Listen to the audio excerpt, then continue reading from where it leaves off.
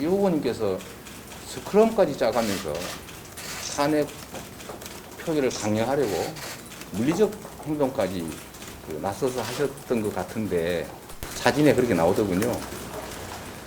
그런데 탄핵 표기에는 반대했다, 반대표 던졌다고 하니까 제가 좀 납득이 좀 안 됩니다.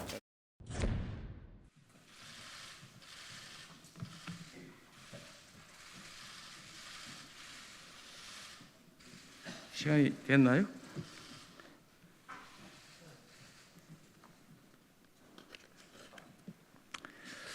네, 제가 여기 소통관 이 건물은 오늘 처음 들어와 보느라고 이렇게 좀 헤매고 있습니다.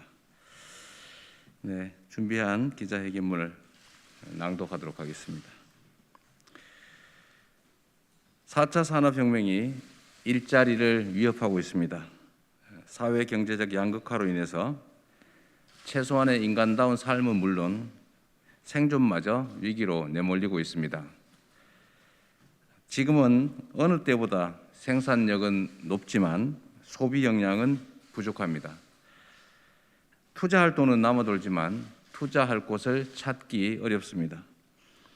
국가 재정을 공급에 집중하면 고용과 소비가 늘던 그런 시대가 저물었습니다.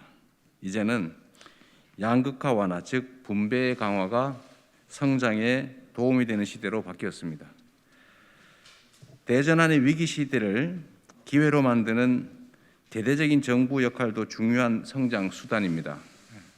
거기에 더해서 세계 최저 수준인 공적 이전 소득, 즉 국가의 가계소득 지원을 늘리는 것도 경제 성장의 길임은 분명합니다. 존경하는 국민 여러분, 지난해 전 국민에게 소멸성 지역화폐로 지급했던 1차 재난지원금을 기억하시지요? 그때 얼마나 골목 경제가 살고 또 피부로 통계적으로 경제 성장에 도움이 된다는 걸 느끼셨습니까?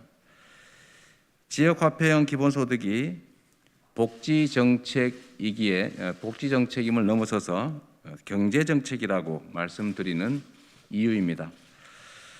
지역 골목경제 활성화와 매출 양극화 완화를 위해서 소멸성 지역화폐로 지급되는 기본소득은 현금과 달리 경제 활성화 효과가 극대화됩니다. 기본소득 어렵지 않습니다. 작년에 1차 재난지원금을 가구별이 아니라 개인별로 지급하고 이게 1년에 한 번이든 12번이든 정기적으로 지급되면 그게 바로 기본소득입니다. 성남시의 청년배당, 또 경기도의 청년 기본소득, 그리고 경기도에 2차례에 걸치는 재난기본소득, 이러한 기본소득이 전통시장과 골목상권 같은 지역경제에 얼마나 큰 활기를 불어넣었는지는 이미 증명됐습니다. 기본소득은 소득 양극화 완화와 경제 활성화를 동시에 달성하는 복지적 경제정책으로서 재정의 효율을 2배로 만드는 일석이조의 복합정책입니다. 행정이 이미 만들어진 길을 잘 가는 것이라면 정치는 새로운 길을 만드는 것입니다. 제대로 된 정치인이라면 전인 미답의 험지일지라도 두려움을 떨쳐내고 상처를 감수하면서 길을 만들어내야 합니다. 저 이재명은 박근혜 정부의 탄압을 뚫고 광화문 광장에서 11일간 목숨을 건 단식 농성까지 해가면서 성남시에서 청년 기본소득을 시작했고 경기도에서 확대 시행하고 있습니다. 제가 개발해서 전국에 확대된 지역화폐와 결합했던 기본소득은 복지적 경제정책으로 효과를 입증하면서 전 세계인의 관심을 끌고 있습니다.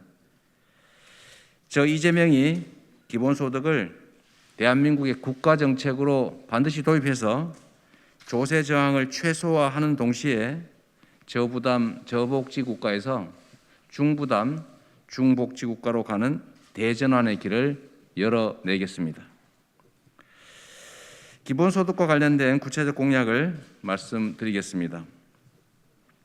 첫째로는 대통령 직속 기본소득위원회 설치와 기본소득의 공론화입니다. 기본소득은 아직 낯설기는 하지만 국민들께서 내용을 알면 아실수록 필요성에 공감할 수밖에 없는 정책입니다. 경기도에서 공론화를 위한 수기 토론을 2차례 실시해 본 결과에 의하면 기본소득 도입 찬성 여론이 토론 전에는 50%였지만 토론을 하고 난 후에는 79%로 늘어났습니다. 내용을 알고 나니까 반대했던 분들까지 찬성으로 돌아섰던 겁니다. 기본소득은 일부에서 우려하시는 것처럼 우리나라의 부족한 기존의 복지를 통폐합해서 없애자거나 줄이자거나 하는 것이 아닙니다. 그렇다고 어떤 분의 말씀처럼 증세 없는 복지를 하자라는 황당한 주장도 기만도 아닙니다. 우리 대한민국은 경제는 선진국임에도 불구하고 복지는 OECD 평균의 절반을 조금 넘는 수준에 그치고 있고 조세 부담률도 매우 낮습니다. 조세 부담률을 올리고 복지를 늘리려면 증세를 할 수밖에 없지만 정부에 대한 불신과 조세 저항 때문에 쉽지가 않습니다. 그러나 국민 대다수가 증세로 인한 부담보다 받는 혜택이 더 많다는 것을 아시게 되고 확신하신다면 증세가 자신에게 이익이기 때문에 국민의 동의를 얻는 것이 그리 어려운 일은 아닙니다.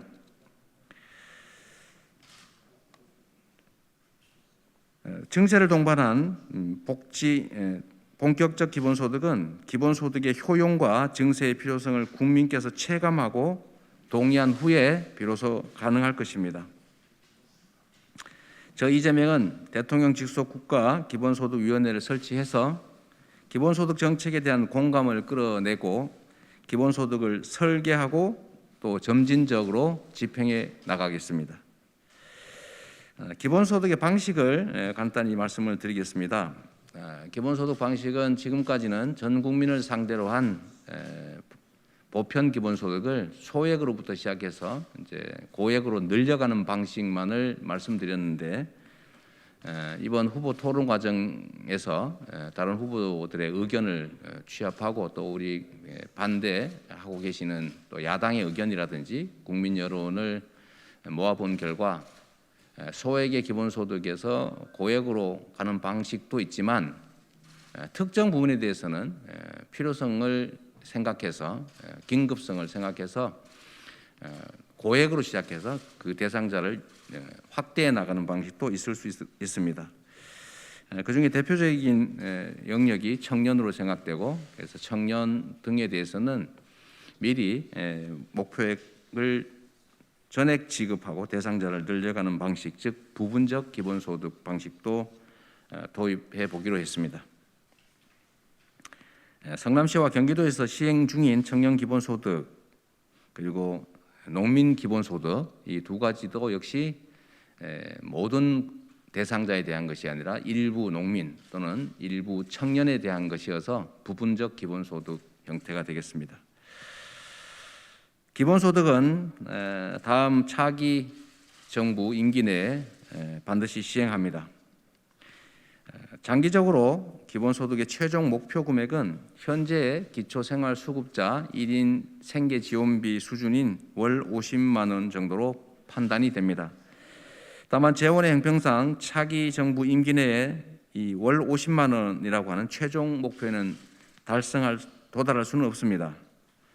그러나 차기 정부 임기 내에는 청년에게는 연 100만 원을 추가로 지급하고 그 모든 여기 좀 오타가 났습니다. 청년에게는 연 200만 원을 그 외 전 국민에게는 1인당 100만 원씩을 지급하겠습니다.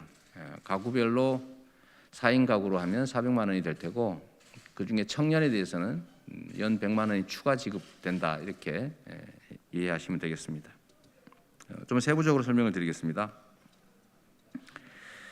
청년 기본소득을 연 200만 원을 지급합니다. 2016년 시작했던 성남시의 청년배당 그리고 2019년에 시작한 경기도 청년 기본소득으로 만 24세 청년은 분기별 25만 원씩 연 100만 원을 지역화폐로 지급받고 있습니다. 적다면 적은 돈이지만 청년들의 삶에 큰 변화가 있었습니다. 생활비 때문에 아르바이트를 전전하던 청년들이 학습 및 자기개발 시간이 늘어나서 미래를 준비하고 꿈꿀 수가 있습니다. 경기도 청년 기본소득을 전국으로 확대해서 취약계층이 되어버린 19세부터 29세까지의 청년 약 700만 명으로 추정됩니다. 이분들에게 보편 기본소득 외에 2023년부터 즉시 연 100만 원을 청년 기본소득으로 별도 지급하겠습니다.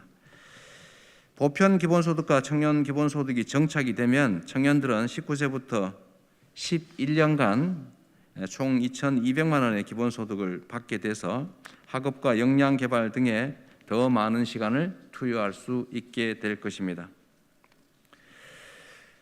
두 번째로 전 국민에게 연 100만 원의 기본소득을 지급하겠습니다. 청년 기본소득 대상자는 아까 말씀드린 것처럼 별도의 100만 원을 지급받게 되고 또 보편 기본소득을 합해서 200만 원을 지급받기 때문에 이분들을 제외한 모든 국민들이 연 100만 원, 가구당 4인 가구 기준으로 400만 원 정도를 소멸성 지역화폐로 지급받게 되겠습니다. 임기 개시 다음 연도인 2023년부터 첫 해에는 예산 편성의 어려움을 고려해서 1인당 25만 원으로 가구당 100만 원으로 1회 지급하고 매년 또는 재정 상황을 고려해서 임기 내에 4회 이상으로 늘려 나갈 것입니다. 해당 지급 금액은 작년 1차 재난지원금의 4인 가구 100만 원을 기준으로 설계했다는 말씀을 드립니다. 그 외에 농민, 노인, 아동, 청소년, 장애인, 문화예술인 등을 비롯해서 지방의 위기 지역 같은 다른 분야의 기본소득 정책은 해당 분야 공약을 발표할 때 추가로 말씀드리겠습니다. 기본소득 재원에 대해서 논란이 많습니다. 제가 이 공약을 발표한 후에도 주로 이 재원에 대한 논란이 많아질 텐데 그 점을 감안해서 미리 재원에 대한 말씀을 드리도록 하겠습니다. 도입기에 해당되는 차기 정부의 기본소득은 일반 재원, 그 다음에 조세 감면 축소분이겠습니다. 긴급한 교정과세 재원, 기본소득 토지세와 탄소세에 해당됩니다. 이 세 가지로 시작을 하게 되겠습니다. 그리고 차차기 다음 정부 말고 그 다음 정부는 국민의 수기 토론 과정을 거쳐서 기본소득 목적세 도입을 통해서 기본소득을 본격 확대해 나갈 수 있게 될 것으로 예상합니다. 다만 차기 정부에서도 국민적 합의를 통해서 제가 공약한 기본소득에게 1.5배 국민 1인당 150만 원 정도는 충분히 지급 가능할 것으로 예상은 합니다. 구체적으로 말씀드리면 재정 구조 개혁, 또 예산 절감, 예산 우선순위 조정, 물가 상승률 초과하는 자연 증가분의 예산, 그다음 세원 관리 강화를 통해서 25조 원 이상으로 재원을 마련할 수 있을 것 같습니다. 또 연간 60조 원을 오가는 조세 감면분을 순차로 축소해서 25조 원 이상이 가능할 것으로 생각됩니다. 또 긴급하게 해야 될 교정과세가 있습니다. 이 교정과세는 사회 문제를 해결하기 위해서 조세 제도를 이용하는 것인데 조세 대상자의 부담이 매우 크고 조세 저항이 강력합니다.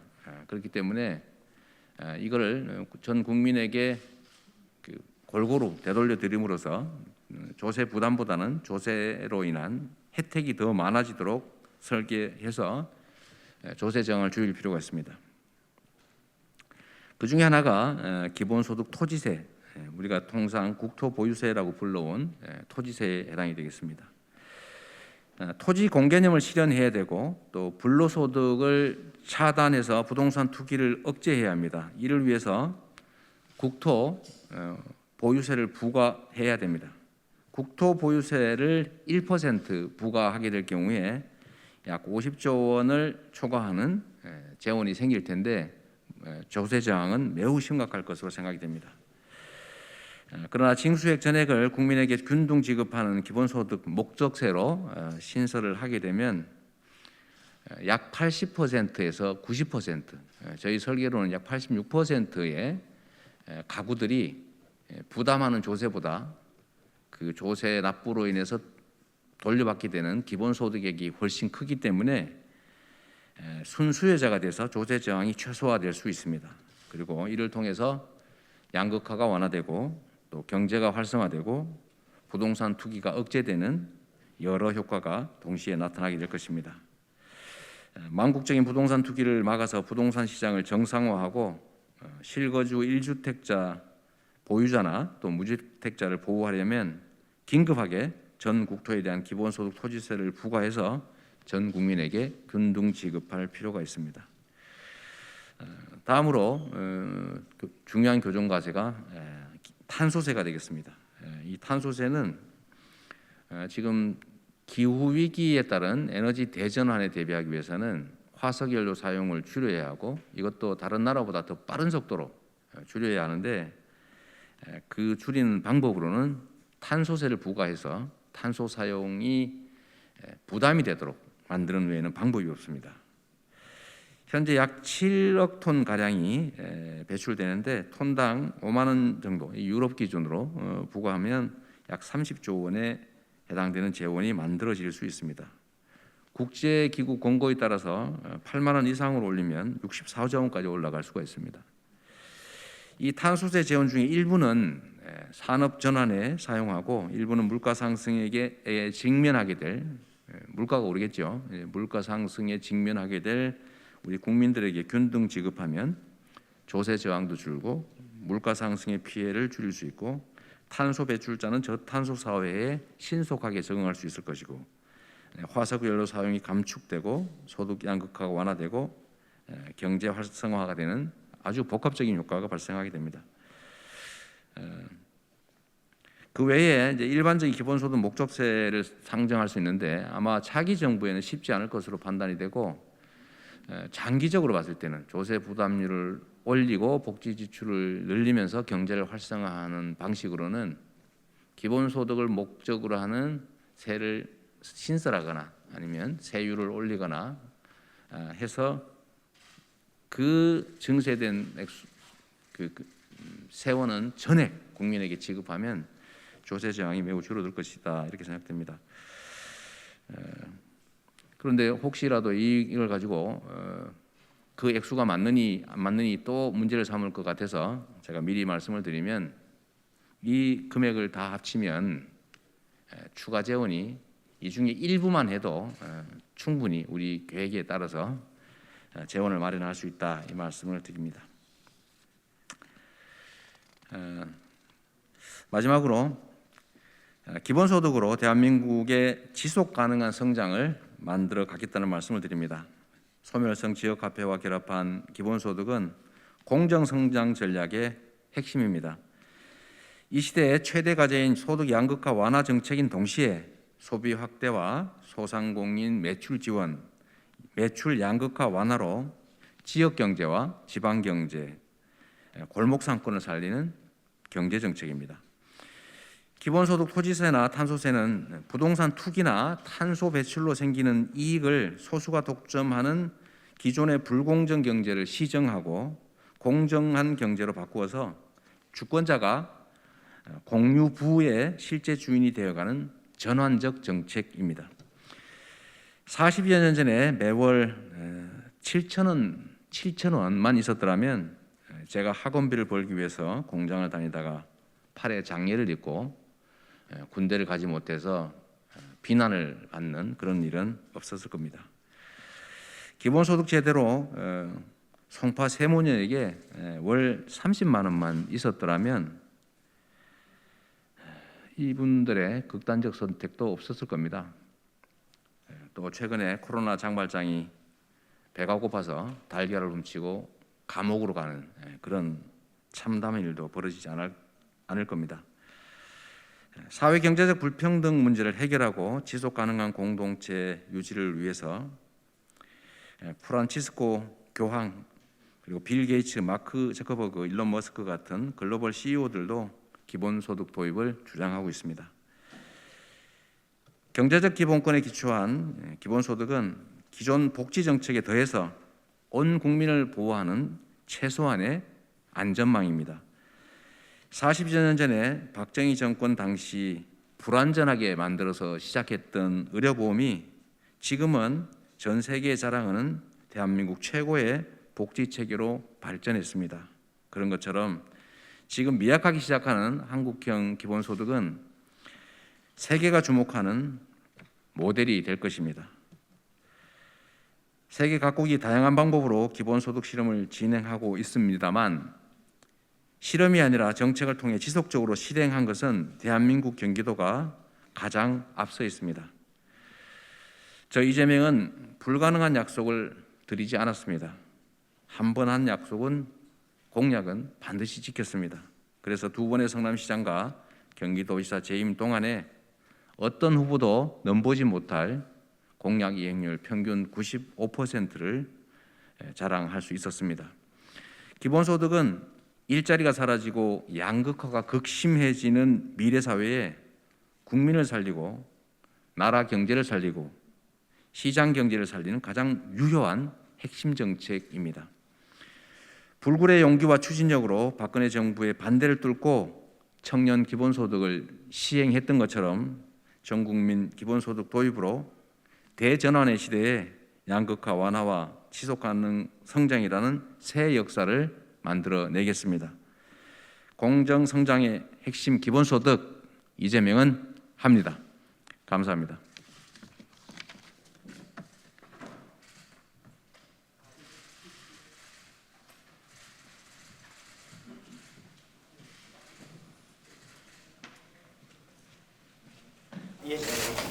네, 말씀하십시오.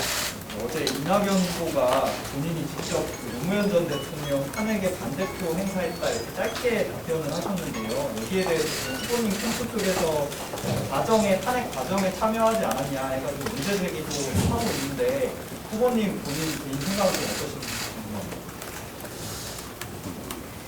정치인들에게 그 최고의 덕목은 국민들에게 거짓말을 하지 않는 것입니다. 그래서 국민에게 약속한 공약을 안 지키는 것은 정치인으로서는 치명적 결함이죠.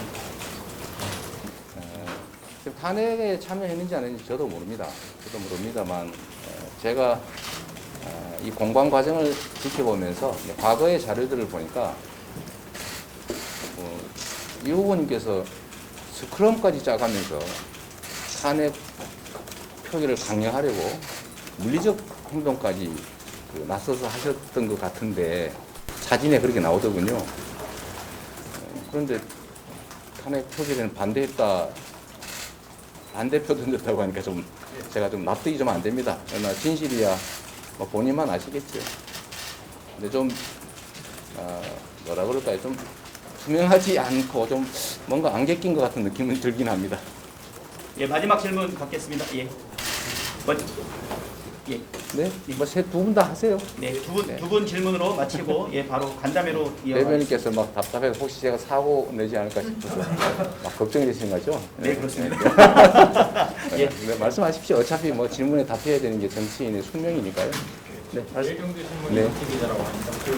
어제 기사가 하나 나왔는데 예전에 논란이 됐던 형수님 욕설 파일이 네. 새롭게 등장을 해서 네. 또 특정 유튜브 사이트에 올라왔는데 이제 캠프에서는 그거에 대해서 법적인 대응을 조치를 고민하고 있다 이런 얘기가 나와서 기자님께서 어떤 입장이신지 뭐 전혀 사실이 아닙니다. 뭐 법적 조치를 하겠어요. 제가 잘못한 일인데 죄송합니다.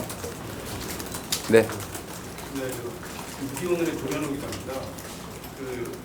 그저께 삼성전자 화성공장에 주셔가지고 이재용 삼성전자 부회장의 가석방 등에 대해서 피해도 안 되지만 이익도 안 되다고 말씀하셨는데 실제로 이 가석방 신사 대상자의 지금 대출이 돼가지고 절차를 밟고 있는데 그 가석방 대상부터 이재용 삼성전자 부회장이 적절하다고 보시는지.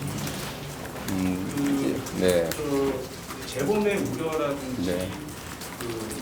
여러 가지 조화 가능성이라든지 네. 또 중대 재판과 관련된 재판을 갖고 있는 상황이라 가지고 네. 일반인 같은 경우에는 가석방이 될 수 없다는 그런 법조계 의견들이 네. 있는데 그 부분에 대해서도 한번 소장님 말씀 부탁드리겠습니다. 일부 이제 언론에서 드린 말씀을 이제 약간 오해해서 쓴 게 있으신 것 같은데 제 입장은 분명히 이렇습니다. 법 앞에 평등한 민주국가에서 시위나 어떤 이유로도 특별한 혜택을 받아서도 안 되고 또 특별히 불이익을 입어서도 안 된다. 사면은 특별한 혜택에 해당이 되죠. 대통령의 소위 말하는 은전 아니겠습니까? 그 점은 적절하지 않다 이 말씀을 하나 드린 것이고 불이익을 줄 필요도 없다라는 말씀은 뭐 굳이 대상에서 뺄 필요는 없다. 그러나 대상이 됐다고 해서 법적 대상이 됐다고 해서 반드시 가석방이 되느냐는 아까 말씀하신 여러 가지 기준에 의해서 심사를 해야 되겠죠. 그 심사에 의해서 해당이 되면 뭐 석방이 될 것이고 해당이 안 되면 안 되는 것이죠. 그 역시도 법 앞에 평등하게 공정하게 평가할 일인데 저는 구체적 사항을 모르기 때문에 현실적으로 석방 대상이 될지 안 될지 제가 알 수가 없습니다. 배제할 필요는 없다라는 말씀이죠. 전에는 따로 없이 네? 그 가석방 제가 내용을 모르는데 어떻게 판단하겠습니다. 자료가 있어야 판단하지. 그 뭐 가석방 담당하는 당국에서 객관적으로 심사해서 결정할 일이죠. 그냥 그 대상에서 아예 뺄 필요도 없다. 그렇다고 해서 요건에 안 되는데 그렇다고 일부러 석방할 필요도 없는 것이죠. 기준에 의해서 공정하게 합리적으로 하면 된다고 생각합니다.